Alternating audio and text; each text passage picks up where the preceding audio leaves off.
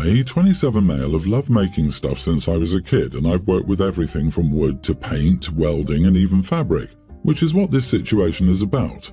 I made my wife's dress since she couldn't find one that fit her style and our budget. It wasn't my first time making clothes, but I certainly wasn't an expert, nor am I now for that matter. However, the dress turned out amazing, and everyone complimented it on our wedding day. Most were surprised I was the one who made it, but my sister-in-law, Sarah, 25, was extremely put off when she found out. She took my wife aside during the reception to ask if she was really okay marrying a guy who made dresses, and apparently made some awful remarks. My wife told me all this the day after. Ever since, Sarah has been cold to me and treats me like I have the plague. Like she isn't outright mean, but she doesn't talk directly to me aside from pleasantries. It kinda hurts, but whatever. I don't generally see her since she lives in another state. Sarah recently got engaged to a boyfriend of 3 years and asked me to make her a dress. I've made wedding dresses for a few friends and a couple of my wife's cousins, but I don't really want to make one for her. She's offered to pay me for my work, but that's not the issue. It feels like she likes my work but doesn't respect me. Heck, even disrespects me for making dresses. I told her this and that I knew about the remarks she made on my wedding day, and she got mad, saying I'm being an idiot for holding something that happened years ago over her. I brushed it off, but my wife's family is hounding me about it, saying I shouldn't deny her the dress when I've done it for other family members. I came here because my dad told me I was being an idiot and to just take the money. My wife supports me no matter what I decide. Am I the idiot for refusing to make my sister-in-law a wedding dress? Not the idiot. OMG, OP, please don't do this. She's already standoffish and disdains you. She's going to be a nightmare. She's the type to work with you, agree on a design, let you do the mock-up, then tell you 3 weeks later that she has a different vision. Rinse, lather, repeat, followed by crocodile tears about you ruining the most important day of her life because you refused to listen to what she wanted. Tell the people harassing you to chip in and pay somebody else. Her idiocy and that of everyone enabling her is infuriating to my little seamstress heart. Right? I deserve to have this $20,000 designer dress but can't afford it. Surely someone can make an exact replica for me out of this thrift store dress, and $15 for extra. Somebody needs to understand that what Sarah thinks about you and what she said to your wife was unacceptable. I'm nuclear. I'd literally make a Facebook spilling everything and lamenting the nerve and audacity she has to come back after no apology in years. No dress for Sarah the bully. Personally, I'd book yourself and your wife a vacation away the day of the wedding if I were you. If you were so inclined, take the estimate for the dress, multiply it by 3, and that's what you tell her. It's your, I don't want to do it, but I will if you show me the money's price. Make sure you include the cost of the fabric, notions, wear and tear on your machines, and a living wage by the hour for yourself. Payment in full up front before a single stitch or yard of fabric is ordered. Not sure where you're based, but in my region that would put the cost of the dress up around $30,000. For $30,000, I'd make my worst enemy a dress. I might hand-stitch tiny curses into the seams, but I do the dress, pocket the money, and laugh all the way to an awesome vacation. Good luck in whatever you decide. My husband and I have 5 kids between us. He had 2 from a previous relationship, a tween and a young teen. I have 1 teen and we have 2 together, toddler and grammar schooler. Our older child is autistic. She's verbal, but she doesn't like strangers and doesn't talk to them. I was worried about taking her trick-or-treating, but I know she practiced at school and we practiced the signs, candy please and thank you. It was going well at first, then she started to get tired. At one of our last houses she didn't speak or sign. The woman was handing out goodie bags with king-size candy bars and stickers. She gave one to all of my kids except for my daughter. She ran to me crying and my teen told me that the woman didn't give her a bag because she wouldn't say trick or treat. I went up and explained that she's autistic and doesn't speak much, but the woman refused to give her anything unless she said trick or treat. After some back and forth, I made the kids give the bags back and we left. I texted a group chat with parents in my daughter's classes, both general ed and special ed, gave them the address, and explained what happened so they wouldn't have to deal with that with their kids. Word spread pretty quickly, so that house was not very popular last night, except for some pranks. People even posted about her on Nextdoor. Now she's posting about me and my kids, and this whole thing is blown out of proportion. I was wondering if I was wrong for telling parents not to take their kids to her house. Not the idiot. Who the heck refuses to give candy to a child on Halloween? Much less a non-verbal kid. She's just mad that you spoke the truth about her crappy actions. People make their own decisions on whether or not to go to the house after receiving your information and request for support. I'm glad to see so many people were supporting neurodivergent kids. We didn't have a ton of kids last night, but one little boy came up and his mom said, "Trick or treat," and he just proceeded to bark like a dog. He was dressed as a dinosaur. I gave him 2 very large handfuls as his mom just sighed at what I assume was not the first barking of the night. Oh my god, that's so adorable and totally something my kid would have done. After all, no one knows what dinosaurs sounded like. I live in one of the go-to neighborhoods for trick-or-treating and we regularly get over 500 kids come to our door. I don't make them perform for the candy. There is no transaction here beside you show up, you get candy. No costume? You still get candy. Senior in high school? Awesome, here's some candy. I remember a house where I must have been a straggler because the owner thought she was done for the night, so she'd given away all her candy. I showed up and she was like, "I have no more candy, here's $5. I was stocked. People who are mean to kids because they're neurodivergent or because they have disabilities or even just because they're shy or don't jump through hoops on command deserve what they get. Maybe a little public shaming will teach her what she apparently lacks the heart to figure out on her own. There is no reason ever to single out and pick on a small child for being different. My wife, 37, and I, 40 male, got married 12 years ago and she has been my rock and our marriage has been really good. Or used to be really good before we went to therapy. My friend was suffering from a lot of mental health issues and we were worried for him. He went to therapy for about 2 years and is doing a lot better. My wife suffered from anxiety and depression and she's a vet, which is a very high-stress job. I recommended she try therapy too and she agreed. She went to therapy for 6 months and said she likes it and wanted me to go with her.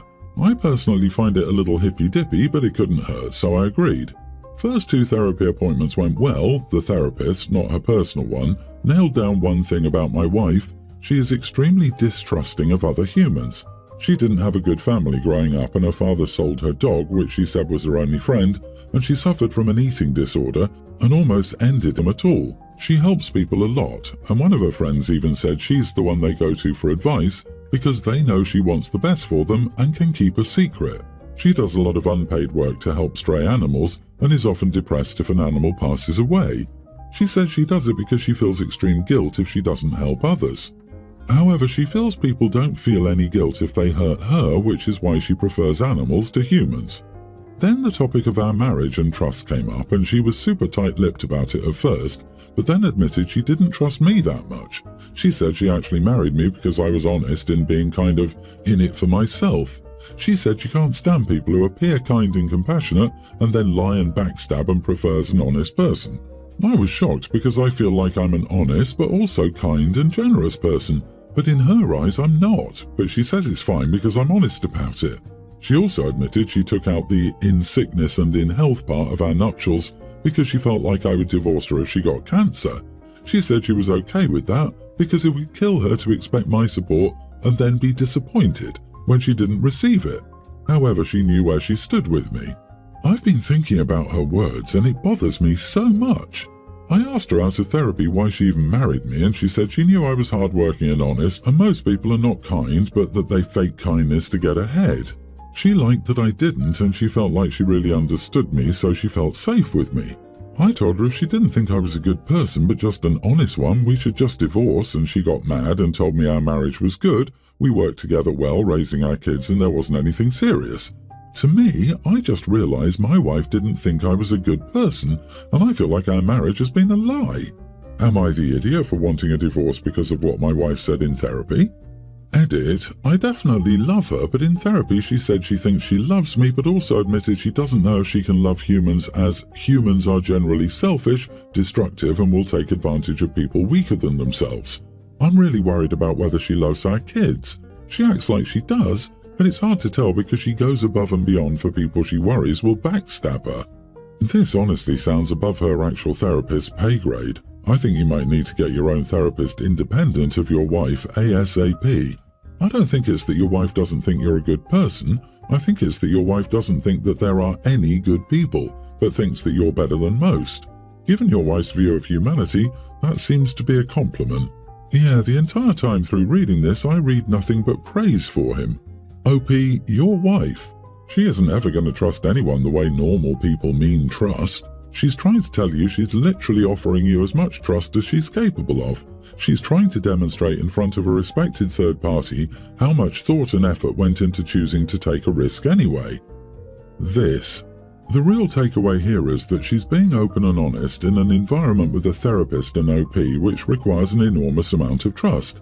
If she genuinely didn't trust OP, she wouldn't have even been willing to say that. And as hard as it was to hear, it was likely just as hard to say it. Your wife seems to have a very distorted view of people born out of a trauma response. This in itself is incredibly hard to navigate, particularly in relationships. I don't envy her. Yeah, I suspect there's a part of her that knows that this could end with him leaving her. There is a certain type of insecurity that comes with sabotaging your own relationship, when you can later say, "I knew it."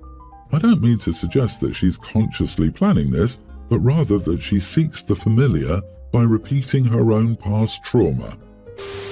I, 36 female, have a son tween in 6th grade. We'll call Preston, with a teacher we'll call Susan, 50+ female. Some important background is that Preston is skittish and jumpy. He easily gets startled by noises or voices he doesn't expect, especially if they're loud. I've only seen Susan in person like twice, but she has a distinctly loud, almost thunderous voice. Never heard her yell yet though, but Preston says it always makes him jump a little, and apparently we've heard from other kids and parents that she's known for being ridiculously loud in general. Anyway, I got a voicemail on my phone from Preston using a school phone saying he got detention because Susan yelled at some kids fooling around during work time. He was startled and she noticed, so she made him leave the room, work in the hallway, and called me to tell him he must go to detention next week. I didn't believe that was the reason he got detention at all, because that sounds really dumb, and assumed he was just minimizing his role. He does tend to do that when explaining his side if in trouble, so I thought I'd get Susan's side at recess while I went to lunch. I call her and I was completely caught off guard when what she said lined up with everything Preston said to a T. I wasn't sure what to say at first, but I ended up just laughing on the phone before any words could come out. Susan was irritated and asked what was so funny, and I responded that I was so sure that Preston was lying to me because that was such a ridiculous reason to give anyone detention, and that he's not serving detention just for being startled. She tells me that this is not a suggestion and that I'm being obtuse. I stood firm and asked her if she'd think it appropriate if her boss yelled at some fellow teachers. You became startled, and then he proceeded to dock your pay or some other form of punishment. I followed up with, I bet she didn't even do jack squat to the kid she was initially yelling at after noticing Preston. She got quiet for a moment and I thought maybe I convinced her, but then she doubled down and said that failing to serve detention would result in suspension or more, and before hanging up I told her I'd gladly fight her and the school on this if it came to that. I do not intend to punish Preston just for getting startled. We all do it and it's nothing worth making any issue out of. If I'm being honest, I vented to my friend about this later, and she actually did not side with me, saying that I was kind of being an idiot to laugh at Susan, and that teachers don't get paid enough to deal with the things I said, so I want to hear what unbiased people think.